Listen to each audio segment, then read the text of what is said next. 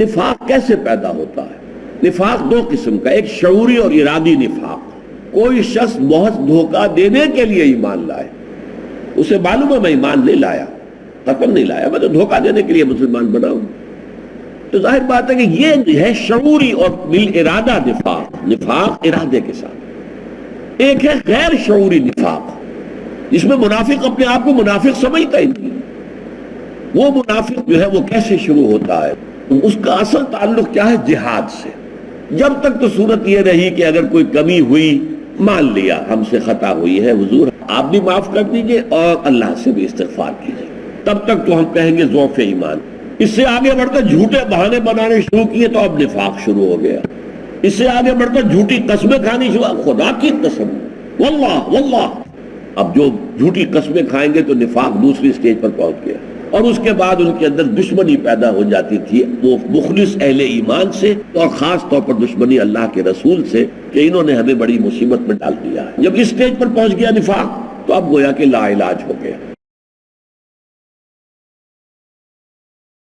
نحمده ونصلي على رسوله الكريم،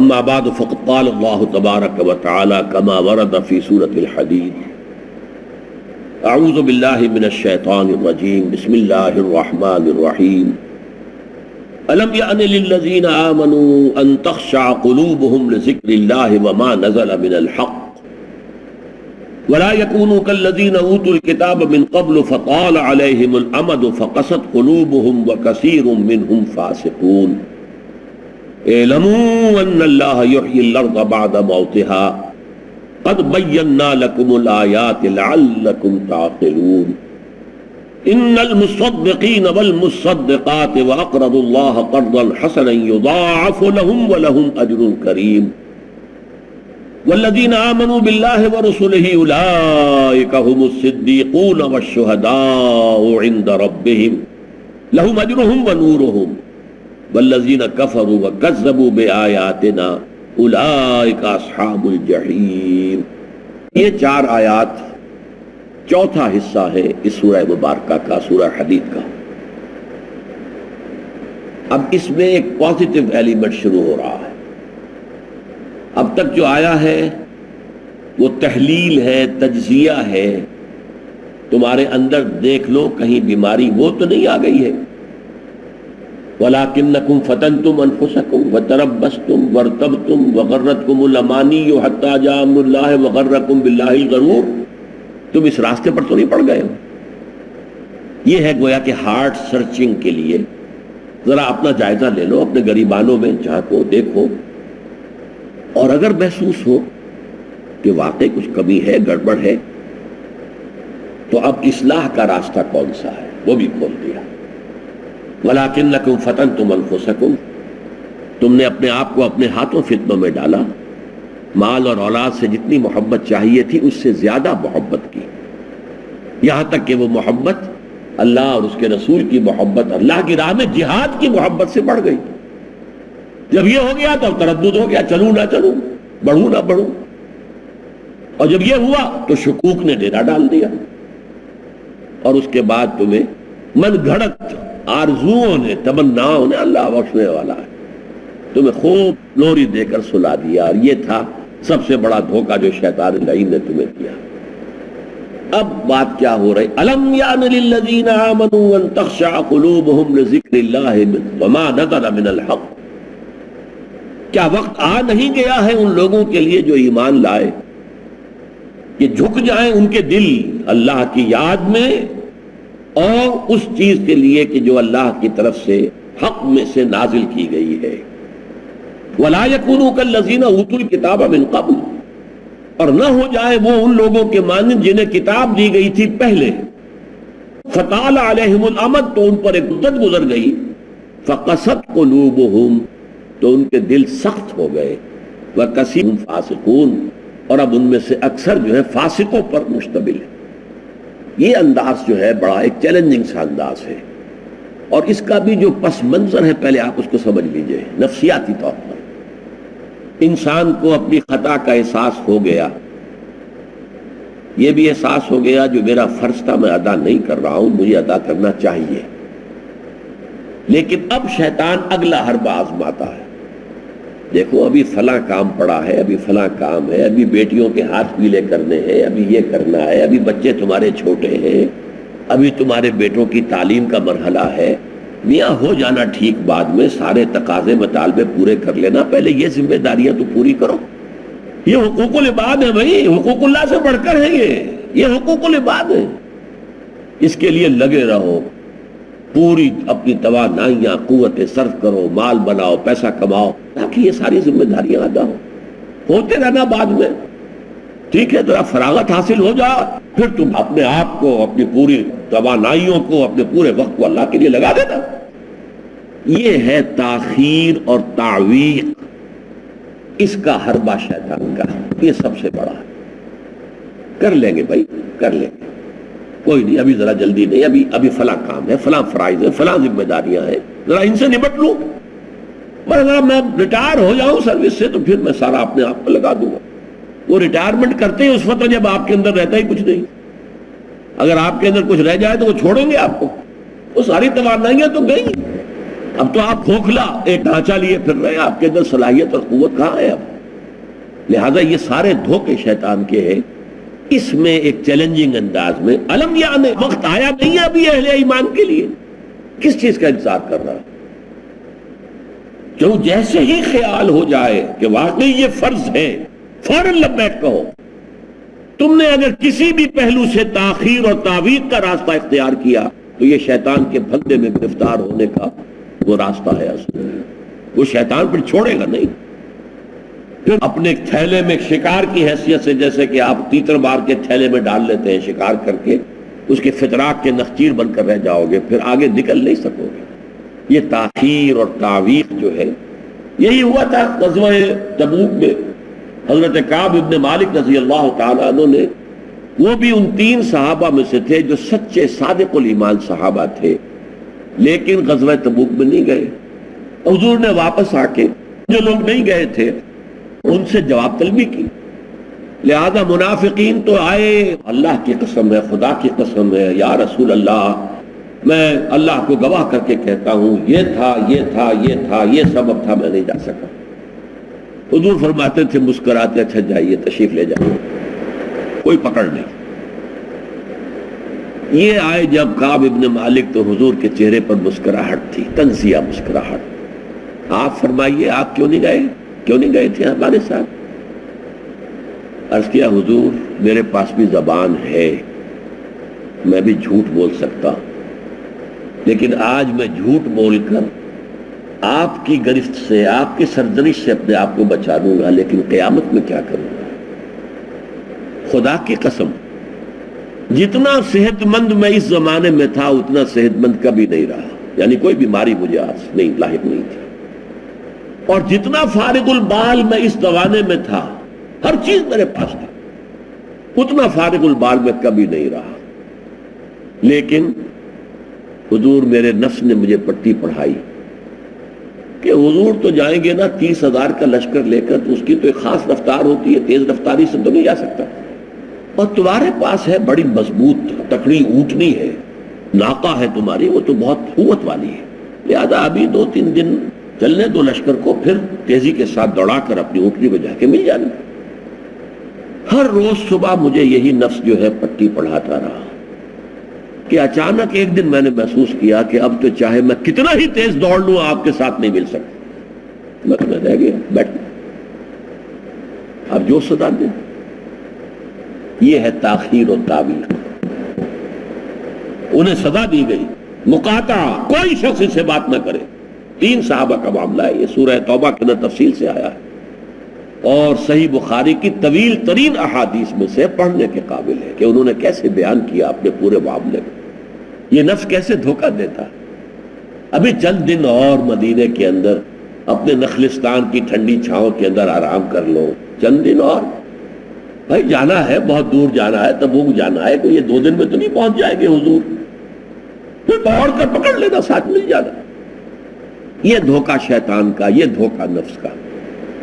یہ ہے الم یأن للذین آمنوا ان تخشع قلوبهم لذکر اللہ وما نزل من الحق. یہ سب کچھ تم نے 15 آیتیں اگر سورہ حدید کی پڑھ کر بھی تم نے اپنی گردن نیچے کر کے اپنے دل کو نہیں ٹٹولا تو اور کون سی ہدایت آئے گی، کہاں سے آئے گی؟ 15 آیتیں سورہ حدید کی پڑھ کر بھی تو کیا ابھی وقت نہیں آیا اہل ایمان کے لیے؟ کس کا انتظار ہے؟ کس چیز کا انتظار ہے؟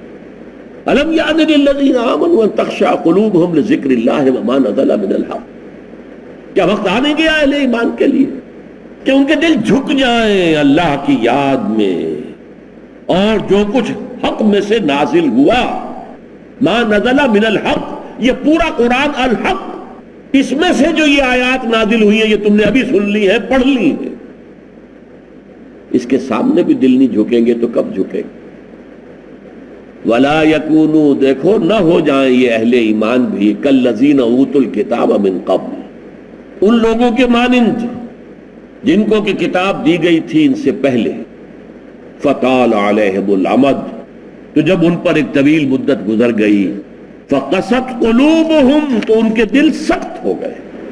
اس کا نقشہ کھینچا گیا سورہ بقرہ میں، دیکھو اے بنی اسرائیل، اے یہودیوں، اس کے بعد تمہارے دل سخت ہوتے چلے گئے، بدکاری سے، غلط کاری سے، دنیا پرستی سے، شہوت رانی سے، زر پرستی سے دل سخت ہوتے چلے جاتے ہیں۔ حضور نے فرمایا جب انسان ایک گناہ کرتا ہے دل کے اوپر ایک داغ پڑتا ہے، اگر توبہ کرے گا تو صاف ہو جائے گا، توبہ نہیں کرے گا پھر گناہ کرے گا پھر داغ پڑے گا، پھر گناہ کرے گا پھر داغ پڑے گا، یہاں تک کہ پورا دل سیاہ ہو جاتا ہے۔ اور حضور نے اپنی مٹھی بند کر کے کہا ایسے ہو جاتا ہے، اب اس میں کوئی ہدایت داخل نہیں ہو سکتی، بند ہو گئی۔ آج اس امت پر بھی تو 1400 برس گزر گئے، کتنا عرصہ گزرا ہے، اور آج وہی خواہشات ہیں۔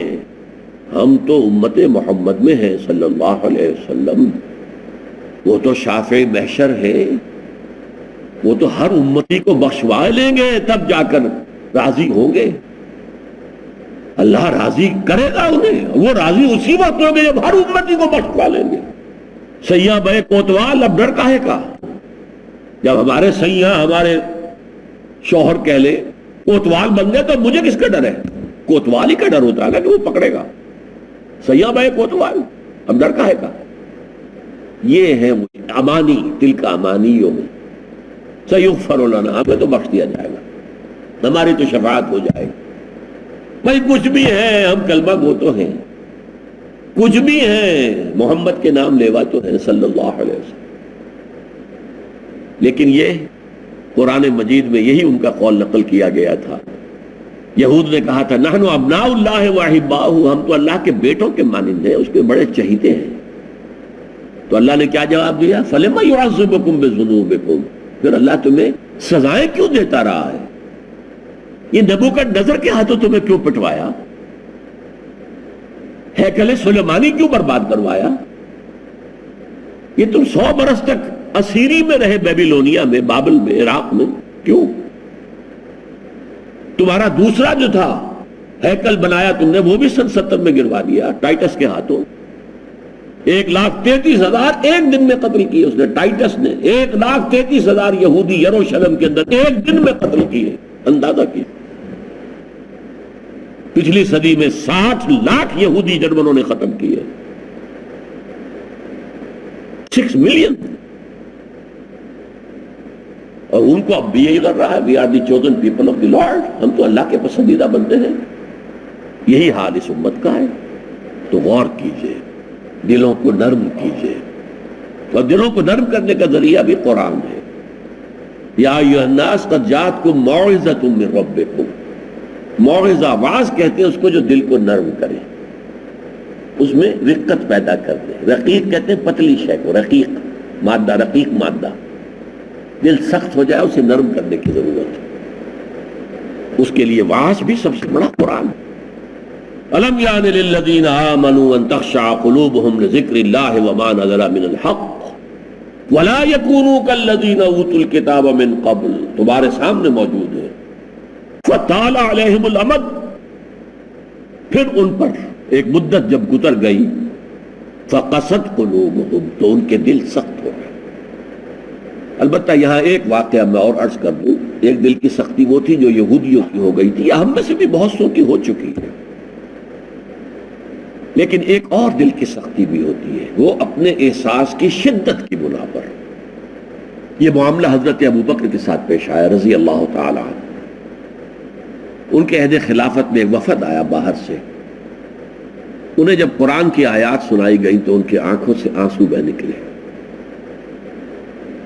حضرت ابوبکر نے فرمایا ہاکذا کننا حتی قست القلوب، ایسے ہی ہم بھی ہوتے تھے، قرآن سنتے ہی، قرآن پڑھتے ہوئے ہمارے آنکھوں سے آنسو جاری ہو جایا کرتے، یہاں تک کہ ہمارے دل سخت ہو گئے۔ معاذ اللہ، معاذ، یہ شدت احساس ہے۔ یقیناً یہ ہوتا ہے جب آدمی عادی ہو جاتا ہے تو وہ کیفیت نہیں رہتی۔ میں نے اللہ کے فضل و کرم سے 6 حج کیے، لیکن جو کیفیت پہلے حج کی تھی وہ پھر کبھی نصیب نہیں ہوئی۔ ویسے بھی یہ تھا کہ اس وقت تک ابھی اتنا ہجوم نہیں تھا، سن 62، اب آج سمجھیے 42 برس گزر چکے ہیں، تو اس وقت کا اور تھا معاملہ۔ اب جو ہے وہ ہجوم جو ہے اس میں کبھی انسان کو اپنے اندر جھانکنے کا، کہیں تنہائی میں بیٹھ کر یاد کرنے کا موقع نہیں ملتا، لیکن وہ تھا۔ لیکن ویسے بھی بات یہ ہے کہ ایک آدمی، جو لوگ وہاں رہتے ہیں مکے میں رہنے والے، ان میں سے اکثر کو ہم دیکھتے ہیں وہ خانہ کعبہ کا، اس اصل چوکور گھر کا بھی کوئی ادب نہیں کرتے، وہ تو ہر وقت ان کے نگاہوں کے سامنے عادی ہو گئے۔ تو ایک شکل یہ ہوتی ہے کہ جو ایک تعامل کثرت کے ساتھ جب ایک بات ہو رہی ہو تو پھر اس کی وہ تاثیر نہیں رہتی۔ اس کو شاہ ولی اللہ دہلوی نے کہا ہے عادت بن جانا۔ جب عبادت عادت بن جائے، عبادت میں سے بے نکالیں گے تو کیا بنے گا؟ عادت۔ جب عبادت عادت بن جائے تو اس کی پھر وہ تاثیر نہیں رہتی۔ ایک عبادت ہے جو آپ نفس کی مخالفت کے باوجود کر رہے ہیں، نفس کہہ رہا ہے کہ سو ابھی، اور اس وقت آپ ہمت کرتے ہیں اور اپنے نفس کو دھکیل کر ایک طرف کرتے کھڑے ہو جاتے ہیں اور فجر کے لیے نکل آتے ہیں اپنے گھر سے۔ لیکن جب یہ اس درجے عادت ہو گئی کہ اب آنکھ اس وقت پہ کھل ہی جانی ہے لازماً، اب یہ آپ کا ایک روٹین بن گیا، تو پھر بھی وہ عبادت ہے، اس میں کوئی شک نہیں، لیکن اس کی وہ تاثیر نہیں ہوتی جو کہ نفس کی مخالفت کرتے ہوئے کسی عبادت کو سر انجام دینے سے جو اثر پیدا ہوتا ہے۔ تو حضرت ابو بکر کا بھی وہ احساس کی شدت جو تھی، جیسے حضور نے فرمایا انہ لیغان علی قلبی، میرے دل پر بھی کبھی کبھی حجاب سا طاری ہو جاتا ہے۔ معاذ اللہ، کیسا حجاب؟ اب اس حجاب کے لفظ سے دھوکہ نہ کھا جائیے کہیں، ایک حجاب میرا اور آپ کا ہے، ایک حجاب محمد رسول اللہ صلی اللہ علیہ وسلم، کہ وہ جو اللہ کی طرف توجہ کی انٹینسٹی ہے، انٹینسٹی اس میں تھوڑی سی کمی بھی ہو گئی تو اسے آپ حجاب سے تعبیر کر رہے ہیں۔ ہمیں تو وہ کیفیت ہی میسر نہیں ہو سکتی، لیکن اس انٹینسٹی کے اندر، یہ لفظ انٹینسٹی انگریزی کا بار بار بول رہا ہوں، اس کی شدت، لیکن شدت کے لفظ کے اندر جو ہے وہ اتنا مفہوم نہیں آتا جتنا انٹینسٹی کے لفظ میں ہے۔ وہ انٹینسٹی جو ہے اس میں ذرا سی کمی ہوئی، حضور پریشان ہو گئے۔ وَإِنَّهُ لَيُغَانُ عَلَىٰ قَلْبِي وَإِنِّي لَأَسْتَغْفِرُ اللَّهَ 70 مرة فِي كُلِّ يَوْمٍ، اور ہر روز میں 70 مرتبہ استغفار کرتا ہوں اللہ کی جناب۔ تو کیا آپ گناہ کرتے تھے؟ معاذ اللہ۔ یہ ذرا سی اس توجہ کی شدت میں، انٹینسٹی میں ذرا سی کمی ہوئی، اسے بھی آپ حجاب سے تعبیر کر۔ تو یہی ہے مفہوم حضرت ابو بکر کے اس قول کا۔ لیکن ایک ہے قساوت قلبی، معصیت کی وجہ سے، دنیا پرستی کی وجہ سے، نفس پرستی کی وجہ سے، زر پرستی کی وجہ سے، شہرت پرستی کی وجہ سے، اقتدار پرستی کی وجہ سے، یہ پرستشیں جو ہیں یہ جو دل کو سخت کرتی ہیں تو وہ پتھر اور چٹان سے زیادہ سخت ہو جاتا ہے۔ فَهِيَ كَالْحِجَارَةِ أَوْ أَشَدُّ قَسْوَةً وَإِنَّ مِنَ الْحِجَارَةِ لَمَا يَتَفَجَّرُ مِنْهُ الْأَنْهَارُ وَإِنَّ مِنْهَا لَمَا يَشَّقَّقُ فَيَخْرُجُ مِنْهُ الْمَاءُ وَإِنَّ مِنْهَا لَمَا يَهْبِطُ مِنْ خَشْيَةِ اللَّهِ وَمَا اللَّهُ غَافِلٌ عَمَّا تَعْمَلُونَ وَكَثِيرٌ مِّنْهُمْ فَاسِقُونَ، اب ان میں سے اکثریت جو ہے وہ فاسقوں اور فاجروں پر مشتمل ہے۔ کیا یہی کیفیت آج کی مسلمان امت کی نہیں ہے؟ کیا عظیم اکثریت فساق و فجار پر مشتمل نہیں؟ کیا عظیم اکثریت حرام خور نہیں ہے؟ کیا عظیم اکثریت جھوٹی نہیں ہے؟ نفاق کی تینوں علامتیں، اذا حدث کذب واذا وعد اخلف واذا اؤتمن خان۔ حضور نے فرمایا منافق کی تین نشانیاں ہیں، جب بولے جھوٹ بولے، وعدہ کرے خلاف ورزی کرے، امین بنایا جائے امانت رکھوائی جائے خیانت کرے۔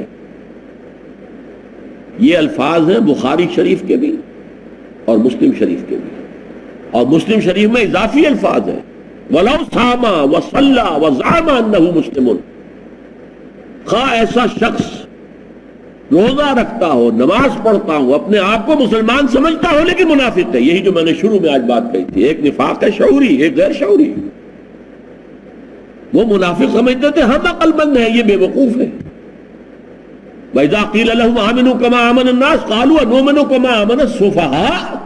جب ان سے کہا جاتا بھلے لوگوں، جیسے اور لوگ ایمان لائے ویسے ایمان لاؤ، جیسے وہ اللہ کی پکار پر لبیک کہنے کو ہر وقت تیار رہتے ہیں، کہتے ہیں ہم ان بے وقوفوں کی طرح ایمان لائیں؟ یہ تو پاگل ہیں، بے وقوف ہیں، فینیٹکس ہیں، فنڈامنٹلسٹ ہیں، ایکسٹریمسٹ ہیں۔ ہم تو ماڈریٹ اور بڑا روشن خیال اسلام جو ہے اس کے قائل ہیں۔ جب ان سے کہتا تھا فساد مت مچاؤ، کہتے تھے ہم تو مسلم ہیں بھائی، ہم تو چاہتے ہیں صلح۔ یہ محمد ہیں صلی اللہ علیہ وسلم جنہوں نے اب یہ جنگ کا بازار گرم کر دیا، کیا ضرورت تھی؟ مکے میں 13 برس تبلیغ کرتے رہے، کوئی ہاتھ نہیں اٹھایا، یہی پروسیس جاری رہتا۔ خامخواہ یہ جنگ کا سلسلہ شروع کر دیا، کیا فائدہ؟ یہ بھی کہا جا سکتا ہے جس دشمن کو گڑ دے کر مارا جا سکتا ہے اسے زہر کا تو دینا ہے بھائی۔ تمہاری تعلیم اتنی اعلیٰ ہے، اتنی عمدہ ہے، فطرت کے مطابق ہے، پھیلاؤ۔ بہرحال کثیر منہم فاسقون، جو بات کہی گئی ان اہل کتاب کے لیے اس وقت، آج وہ ہم پر راست آ رہی ہے۔ اللہ تعالی ہمیں اس سے نکلنے، توبہ کرنے، اللہ کے جناب میں سر جھکانے کی اللہ تعالی ہمیں توفیق عطا فرمائے۔ مشفق متعطف اعلموا ان اللہ یحیی الارض بعد موتها قد بینا لکم الآیات لعلکم تعقلون۔ رب اشرح لی صدری ویسر لی امری واحلل عقدۃ من لسانی یفقہوا قولی۔ سورہ حدید کی ہم اس وقت تک 16 آیات کا مطالعہ کر چکے ہیں۔ 16ویں آیت ایک چونکانے والے انداز پر مشتمل تھی۔ اگر کوئی بندہ مومن ان ادرا آیات کی روشنی میں کہ جو پہلے گزر چکی متنبہ ہو جائے اور وہ اپنے باطن پر میں جھانکنے پر آمادہ ہو جائے اور محسوس کرے کہ دل کی دنیا تو ویران ہے، وہاں ایمان اور یقین کی روشنی تو موجود نہیں ہے، اب بجائے اس کے کہ وہ مایوس ہو، جو اصلاح کا اور تعلیم و تربیت کا اصول ہے کہ جو طالب ہے اس کو مایوس نہ ہونے دیا جائے بلکہ اس کی دلجوئی کی جائے، اسے بتایا جائے کہ ابھی اصلاح کا راستہ کھلا ہے۔ لہذا یہ جو آیات میں نے آج تلاوت کی ہے، ان میں ایک تو وہ دلجوئی ہے، تشفی ہے، تسلی ہے، بجائے اس کے کہ مایوس ہو جاؤ، لا تقنطوا من رحمت اللہ، اللہ کی رحمت سے مایوس نہ ہو، لا تقنطوا من رحمت اللہ، اللہ کی رحمت سے مایوس نہ ہو، جو بھی کمی نظر آ رہی ہے اس کی تلافی کی کوشش کرو۔ چنانچہ پہلا ہی لفظ کیا ہے؟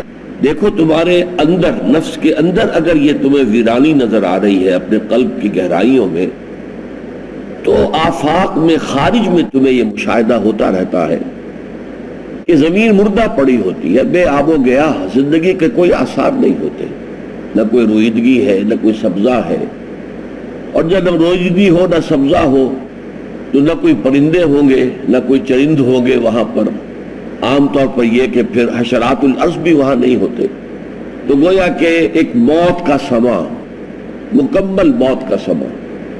لیکن فرمایا کہ پھر اس کے بعد اللہ تعالیٰ بارش برسا دیتا ہے، پھر اسی بے آب و گیاہ زمین کے اندر زندگی کے آثار شروع ہوتے ہیں، مگر اب زندگی ہی زندگی ہے معجزن ساقی، ہریاول نظر آتی ہے، گھاس اگ رہا ہے، وہیں پر آپ کو تتلیاں کچھ نظر آ جائیں گی، کچھ اور چیزیں جو ہے، کوئی ادھر ادھر سے بھیڑیں بکریاں آئیں گی چرنے کے لیے، اور جانور آئیں گے، اگر کھلا جو ہے جنگل ہے تو آپ کو نظر آئے گا ہرن چلے آ رہے ہیں یہاں پر چرنے کے لیے، مگر اب زندگی ہی زندگی ہے معجزن ساقی۔ یہ جو ایک مشاہدہ تمہارا ہوتا ہے موت کے بعد زندگی کا، تم اسی سے ہمت پکڑو کہ تمہاری اپنی کشت قلب پر اگر ویرانی طاری ہے تو اس ویرانی کو بھی اللہ دور کر سکتا ہے، اس کے اندر دوبارہ ایمان کی حیات تازہ جو ہے اور ایمان کی ایک لہلاتی ہوئی کھیتی اللہ تعالیٰ اگا سکتا ہے۔ اعلموا ان اللہ یحیی الارض بعد موتہا، جان لو کہ اللہ تعالیٰ زندہ کر دیا کرتا ہے زمین کو اس کے مرنے کے بعد، بے آب و گیا زمین جس میں زندگی کے کوئی آثار نہیں۔ پھر وہیں پر ہم دیکھتے ہیں کہ زندگی ہی زندگی ہے۔ قد بینا لکم الآیات لعلکم تعقلون، ہم نے تمہارے لیے اپنی آیات کو واضح کر دیا ہے، بیان کر دیا ہے، کھول دیا ہے تاکہ تم عقل سے کام لو۔ یعنی یہ کہ اپنے قلب کی ویرانی یا اپنا خانہ دل جو ہے اس کے ایمان سے خالی ہونے سے مایوس نہ ہو، بلکہ اصلاح کے لیے کمر بستہ ہوتا۔ اب اگلی دو آیات جو ہے اس اعتبار سے قرآن مجید میں انتہائی اہم ہے، انتہائی اہم، انتہائی اہم ہے کہ یہ کیسے عمل ہو، کیسے دل کی ویرانی کو دور کیا جائے، کیسے جو سختی آ گئی ہے، پچھلی آیت میں ہم پڑھ چکے ہیں فَقَسَتْ قُلُوبُهُمْ وَكَثِيرٌ مِّنْهُمْ فَاسِقُونَ، جب ایک طویل عرصہ گزر جاتا ہے دلوں میں سختی آ جاتی ہے، اور پھر اس کے بعد ظاہر بات ہے جب دلوں میں سختی آ گئی تو پھر فسق و فجور، اللہ کی نافرمانی، اللہ کے احکام سے سرتابی، یہ اس کا لازمی اور منطقی نتیجہ ہے۔ تو اگر تمہارے دلوں میں بھی سختی آ گئی ہے، ویرانی ہے، تو گھبراؤ نہیں، اللہ اسے دوبارہ زندہ کر دے گا۔ تو اس لیے سب سے پہلے اگر یہ دل کی دوباری کھیتی سخت ہو چکی ہے تو اب اس میں حل چلانے کی ضرورت ہوگی۔ وہ حل کیا ہے؟ یہ دو آیات میں عرض کر رہا تھا قرآن مجید کی عظیم ترین آیات میں سے ہے کہ کیسے دل کی سختی کو دور کیا جائے، کیسے دل کی اس زمین کو اثر نو ایمان اور اعمال صالحہ کی لہلہاتی ہوئی کھیتیوں سے آباد کیا جائے۔ فرمایا پہلا قدم کیا ہے؟ یقیناً بہت صدقہ کرنے والے مرد اور بہت صدقہ کرنے والی عورتیں، اور وہ کہ جو اللہ کو قرض حسنہ دیں، ان کے لیے دگنا کر دیا جائے گا، بڑھا دیا جائے گا، بڑھا چڑھا دیا جائے گا، اور مزید اضافی طور پر بہت باعزت انہیں اجر بھی ملے گا۔ یہ آیت اس اعتبار سے بہت اہم ہے کہ اول تو اس میں اللہ تعالیٰ کی رضا کے لیے خرچ کرنے کے دو مدیں علیحدہ کر دی گئی۔ ایک ہے صدقہ، صدقہ جو ہے اصل میں ہے خیرات، غریبوں کے لیے، مسکینوں کے لیے، یتیموں کے لیے، یعنی انسانی برادری ہی کے اندر جو محرومین کا طبقہ ہے اس کی مدد، اس کی تکلیف کو ختم کرنے کی کوشش، بھوکے کو کھانا کھلانا، جس کے پاس لباس نہیں ہے اس کا تن ڈھانپنا، جو بیمار ہے علاج نہیں کر سکتا ہے اس کا علاج کروانا، وغیرہ وغیرہ۔ اور پچھلے زمانے میں ہوتا تھا راستے میں پیاؤ لگا دینا، پانی کا اہتمام کر دینا، اور اسی طریقے سے سبیل ہمارے ہاں کہتے ہیں، ہندی میں پیاؤ کہتے تھے اس کو، سبیل لگی ہوئی ہے، مطلب یہ کہ اللہ کے راستے میں کسی نے یہاں پر پانی کا اہتمام کیا ہے، کنواں کھدوا دینا، سرائے بنا دینا، وغیرہ وغیرہ۔ یہ سب صدقات ہیں، یہ انسانوں کی بہتری کے لیے صدقہ۔ یہ اصل میں متصدقین والمتصدقات باب تفاعل سے ہے، لیکن تا اور صاد یہ دونوں جڑ گئے، مصدقین، متصدقین کی بجائے مصدقین والمصدقات، یقیناً صدقہ اور خیرات کرنے والے مرد اور صدقہ اور خیرات کرنے والی عورتیں۔ اچھا دوسری مت کیا ہے؟ وَأَقْرَضُوا اللَّهَ قَرْضًا حَسَنًا، اور وہ کہ جو اللہ کو قرض حسنہ دیتے ہیں۔ یہ اللہ کا قرض حسنہ کیا ہے؟ اس کے دین کے لیے خرچ کرنا، اس کے پیغام کی نشر و اشاعت کے لیے خرچ کرنا، اس کے دین کو قائم کرنے کی جد و جہد کے لیے، یہ اللہ کے لیے خرچ کر رہے ہیں، اب یہ انسانوں کے لیے نہیں کر رہے۔ اللہ کے لیے کر رہے ہیں، تو اسے اللہ تعالیٰ اپنے ذمے قرض سے تعبیر کرتا ہے، گویا کہ تم نے مجھے قرض دیا ہے۔ اس سے پہلے یہ آیت آ چکی ہے، 11ویں آیت، من ذا الذی یقرض اللہ قرضا حسنا فیضاعفہ لہ ولہ اجر کریم، کون ہے وہ باہمت لوگ جو اللہ کو قرض حسنا دے؟ تو وہ لوگ کہ جو پھر اللہ کے دین کے لیے، اس کے نشر و اشاعت کے لیے، اس کی تبلیغ کے لیے، اس کو دنیا تک عام کرنے کے لیے، اس کے پیغام کو پھر کسی جگہ اس کو قائم کرنے کے لیے اس کی جد و جہد میں پیسہ خرچ کرتے ہیں، تو ان کے لیے نمبر ایک تو یہ کہ ان کا جو کچھ دیا ہوا ہے وہ لوٹا دیا جائے گا، اور اللہ کو دیا ہوا قرض حسنہ وہ ہے کہ جو بڑھا چڑھا کر دیا جائے گا۔ دنیا میں قرض حسنہ وہ ہے جس میں آپ کسی اضافے کی توقع نہ رکھیں۔ ویسے کوئی مقروض جو ہے اپنی مرضی سے اگر لوٹاتے ہوئے کچھ زائد کر دے تو وہ حرام نہیں ہے، لیکن یہ کہ پہلے سے طے ہو اور آپ توقع رکھتے ہو اور آپ چاہتے ہو کہ آپ کو کوئی اضافی شے ملے اپنے اس قرض دی ہوئی رقم پر، تو وہ حرام ہے، حرام مطلق۔ لیکن اللہ تعالیٰ کو آپ دیں تو توقع رکھیے کہ اللہ 100 گنا نہیں 700 گنا اور اس سے بھی زیادہ جتنا چاہے گا بڑھا کر دے گا، اور پھر یہ ہے کہ اضافی طور پر اجر عظیم ہے۔